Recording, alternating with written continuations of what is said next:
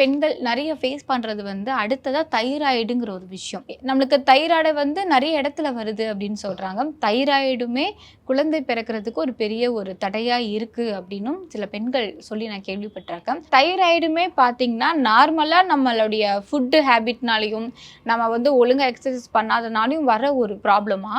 இல்ல எனக்கு எங்க அம்மாக்கு இருந்துச்சு, எங்க அத்தைக்கு இருந்துச்சு. அந்த மாதிரி ஒரு ஜீன் வழியா வர ஒரு விஷயமா இருக்கா? அதாவது இதில வந்துட்டு ஜெனட்டிக்கலாவும் வரதுக்கான வாய்ப்புகள் இருக்கு. ப்ளஸ் வந்துட்டு ஒரு சிலருக்கு வந்துட்டு இயற்கையாவும் வரும். அதாவது அவங்களுக்கு சுரக்க வேண்டிய hormone TSH level, T3, T4 level வந்து ஒண்ணு வந்துட்டு ரொம்ப கம்மியா இருக்கலாம். இல்லைன்னா ஹைப்போவாவும் இருக்கலாம், ஹைப்பராவும் இருக்கலாம். அது வந்து ஒரு சிலருக்கு பார்த்தாலே தெரியும். ஹைப்பர் அப்டின்னா வந்துட்டு அவங்களோட கழுத்தில இருக்க சதை பகுதி வந்து ரொம்ப அதிகமா இருக்கும். அப்படி இல்லைன்னா ஒரு மூன் மாரி ஃபேஸா இருக்கும். இல்ல திடீர்னு ஒரு ஓவர் வெயிட் இருக்கேன் டாக்டர், எனக்கு என்ன பண்றதுன்னு தெரியல.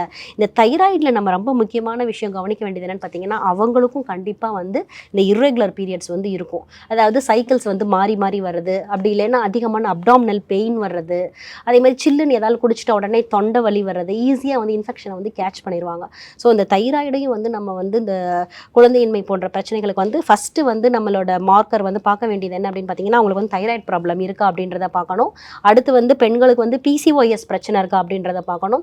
அடுத்து வந்து ஒரு இன்வெஸ்டிகேஷன் மார்க்கர் அப்படின்னு பார்க்கும்போது அவங்களுக்கு ஹார்மோனல் லெவல்லாம் கரெக்டாக இருக்கா, பெண்களுக்கான ஹார்மோன்ஸ்ன்னு பார்க்கும்போது எஃப்எஸ்ஹெச் கரெக்டாக இருக்கா, எல்ஹெச் கரெக்டாக இருக்கா, இல்லை ஏஎம்ஹெச் வந்துட்டு ஒரு ஆன்டிமிலரியன் ஹார்மோன் வந்து கரெக்டாக இருக்கா அப்படின்றதையெல்லாம் நம்ம ரூல் அவுட் பண்ணிவிட்டு அவங்களுக்கு எந்த லெவலில் இருக்காங்க அப்படின்றத பார்த்துட்டு, இல்லை வந்து சின்ன சின்ன நீர்க்கட்டிகள் தான் இருக்குது அப்படின்னு அதுக்கு தகுந்த ட்ரீட்மெண்ட் பண்ணும்போது கண்டிப்பாக வந்து இதை ரிவர்ஸ் பண்ணலாம். அனைத்து நோய்களுக்குமான குணம், அழகு தரும் மூலிகைகள், ஆரோக்கியம் தரும் மருத்துவர்கள்.